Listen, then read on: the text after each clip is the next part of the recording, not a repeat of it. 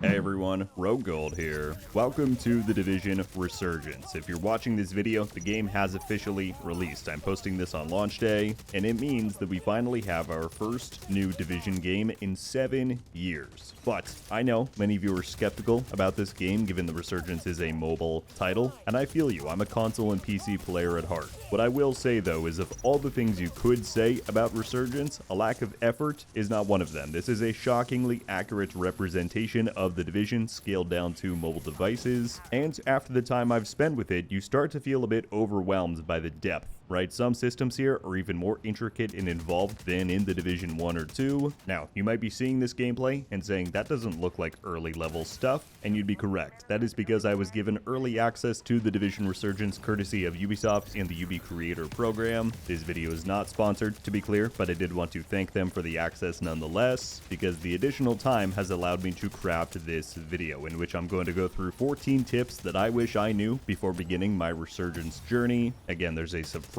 amount of depth here, some systems that are vastly different compared to the Division 1 and 2, and so I just want you all to know that that is the primary angle from which I'm approaching this video, speaking to existing Division players, describing how things differ from those games. But at the same time, even if this is your very first Division experience, I promise there will be some worthwhile info for you here as well, so let's get straight to it. If you enjoyed this one, find it helpful, you want to see more Resurgence coverage down the line, then be sure to subscribe. A big shout out and thank you to our channel members. As always, your support makes this channel what it is. It allows me to continue making these videos. I appreciate that endlessly. But without further ado, let's dive in. To begin, I need to highlight the significance of one of the very first choices that the Division Resurgence will prompt you with when you log in, and that is whether you want to create your character on an American, European, or Asian server. So the Division Resurgence is fully crossplay, right? Whether you're playing on iOS or Android or you're emulating those things to a PC, everybody can play together seamlessly. But each of these 3 servers is in complete isolation, meaning if you create a character on the American server, your friend creates one on the European server, you will not be able to find one another, group up, or play together. So just keep that in mind. Try and get all of your friends or clan or whoever to sign up on the same server. And I will say that even if you have to choose one that is not actually your specific region, from what I know, the input lag or overall game lag should not be too bad. Apparently all of the tests were on the European server, even though I'm in North America, and I didn't have too much trouble. Very early on in the Division Resurgence, in fact at the end of the tutorial, you will be prompted to pick a specialization, which in this game is pretty close to a class. It may seem like a major pick to decide on so early on, and it is, but I don't want you to sweat that decision too much. You can visit the coordinator in the base of operations very early on to switch between these specializations. It's also quite easy to respec and reallocate your points that are unlocked, and it's worth noting that if you like your specialization but you're just not quite understanding how it all gels together, as you go on, the specialization guide will unlock within your menu, and this is a great resource of in-game objectives and guidance to teach you your class.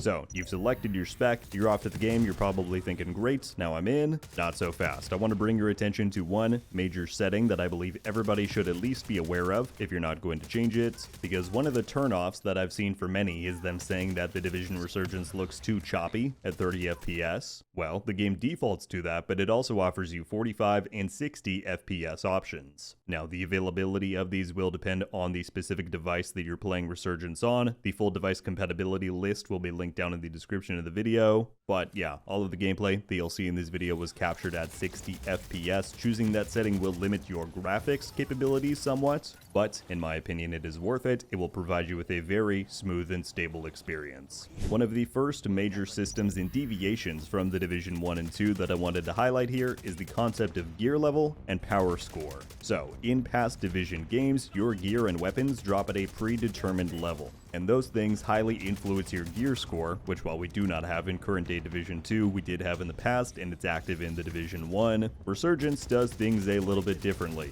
here. In Resurgence, your gear has its own independent level that is separate from your character, and while there are factors that supersede its level, such as rarity, right, a high-end piece is going to be better than a superior one, there's also then the concept of tiered gear. In the endgame, but that's for later on. Aside from those factors, you can choose to use an item that you get at level 1 all the way to level 40 if you wish. So for example, I got this high-end backpack from the cross-game rewards grant around level 6, I want to say. I checked it out, it had good stats, it had a great talent, and I've just been leveling this thing up ever since then, and even to this point, it works phenomenally. So it's just important for you to know that gear and weapons can be kept and leveled up alongside you if you wish. That said, I do want to make a disclaimer that you should not be too freely spending your materials. Obviously, as you go on, you will continue to find level appropriate and better items, and those upgrade materials are going to be important later on. More than anything, I just wanted to highlight the capabilities of this system. And then as far as power score goes, this is what determines your readiness to take on harder content and campaign steps, right? An activity is not going to say recommended character level 22, it's going to say recommended power score 12.6k or something like that. And your power score is not just determined by the actual level, stats, and power of your gear and weapons. For instance, mods across your weapons and gear and the levels on them will influence this. There are also independent unlocks like achievements that can actually enhance your power score in some small ways. So just keep in mind the power score is more representative of your account progression rather than just the strength of your specific build.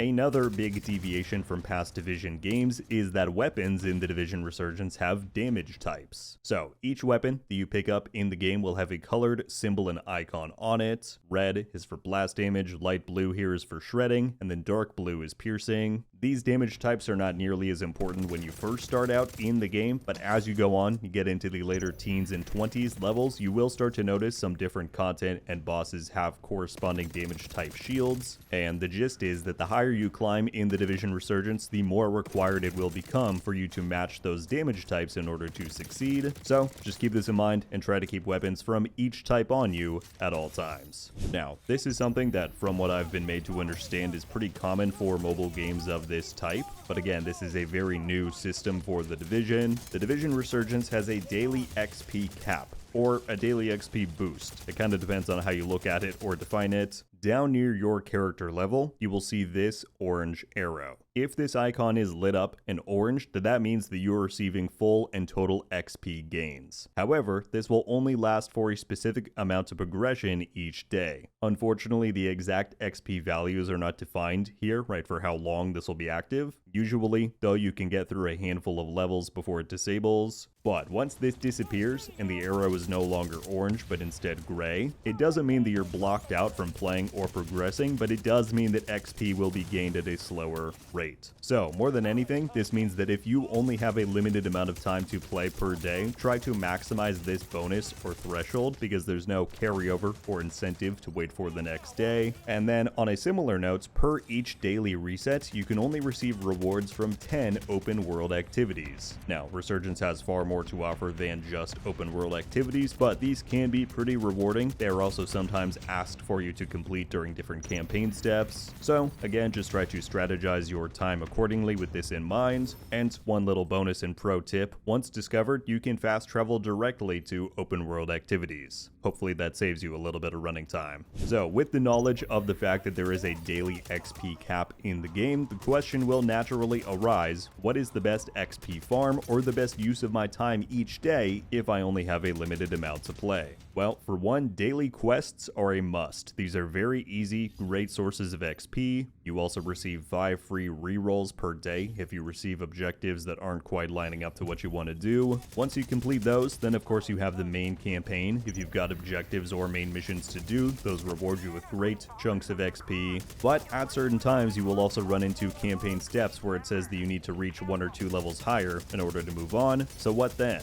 Well, we already talked about open world activities. Those are good to do given that there is a limit on how much you can benefit. Nests are a Resurgence exclusive instanced content piece out in the open world. These rotate pretty frequently throughout the day. However, occasionally a challenging or heroic nest will appear, and that is there for an entire 24 hours. So if you see one of those active, it is a great spot to farm. The Dark Zone, while it will not be everybody's cup of tea, this does offer you great loot and boss kills in there, award high XP values. Ultimately, there is a lot that you can do in the game. The choice is up to you. I just wanted to highlight a few of those sources. I would be remiss to talk about XP and farming and not mention side missions, especially if you'll recall, given that the Division 2 had a system where side mission XP and rewards scaled with your level, and so oftentimes that made it worthwhile to save them up to complete at higher levels. I did want to confirm that no such system exists here, right? When you receive a side mission, its XP is going to be locked to the level that you got it at. And so while that is true, it does not mean that they are worthless to do if you're not tackling them immediately. Even once you've out-leveled the side mission by a bit, you can get these things done quite quickly, and they will still award you with solid XP bumps when you're in need.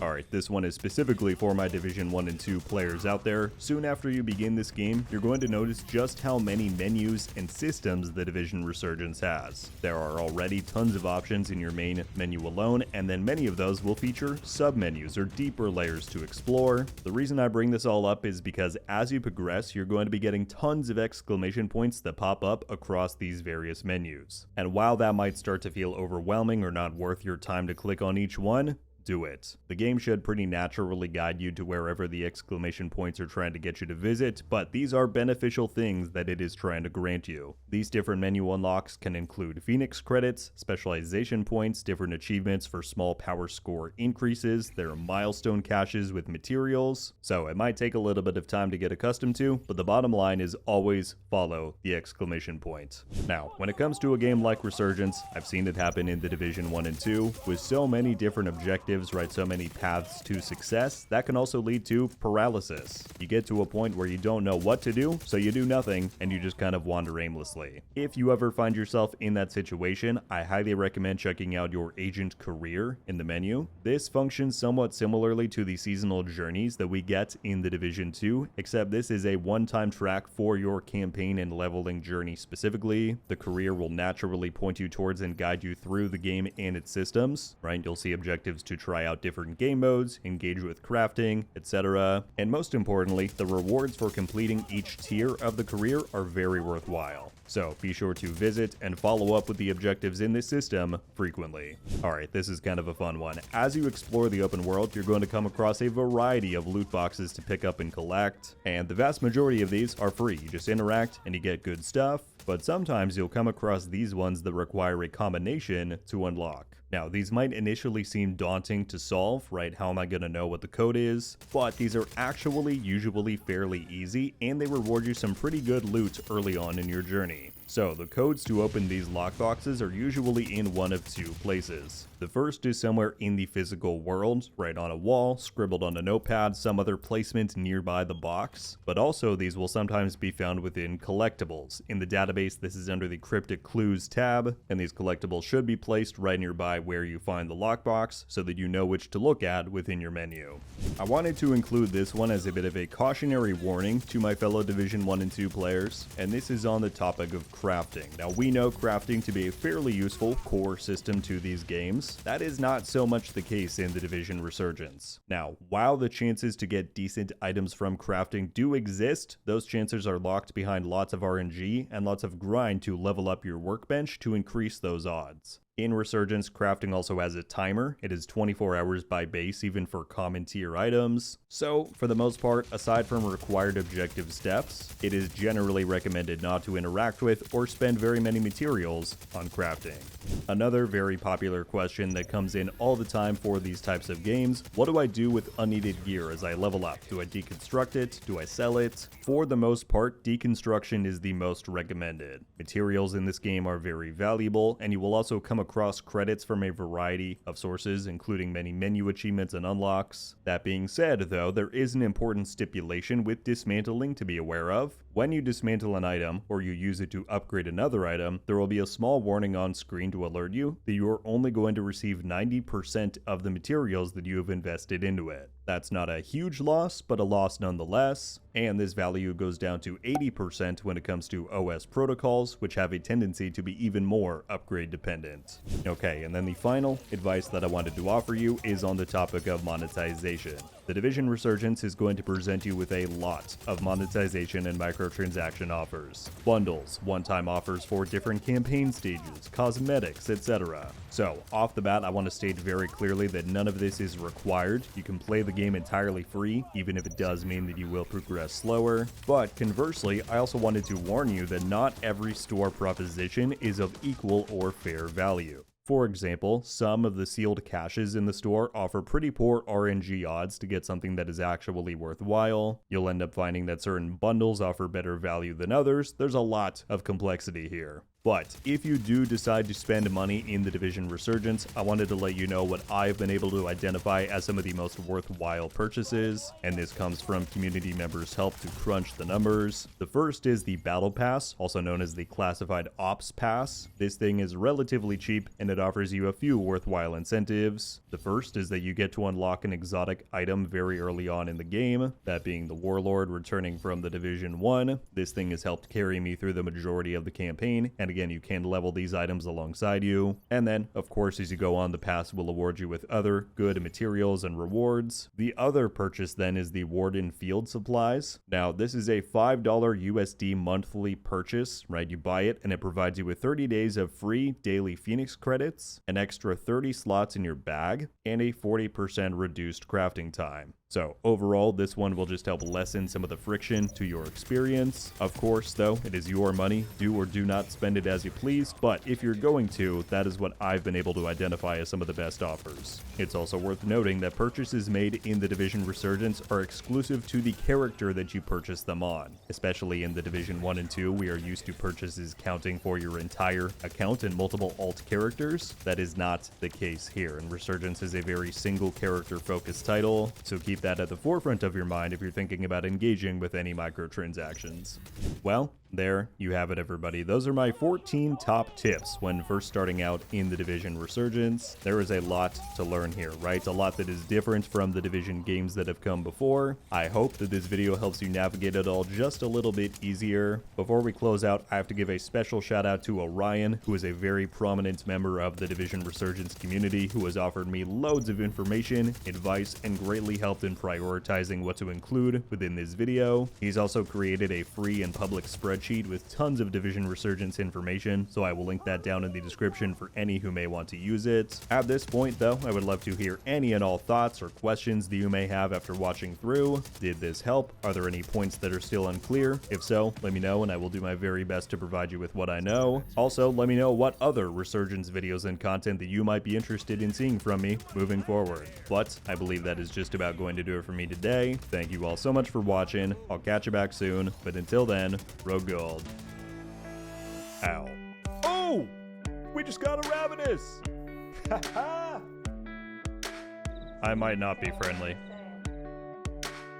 Let's go. Coming to the Division 2. Let's go! And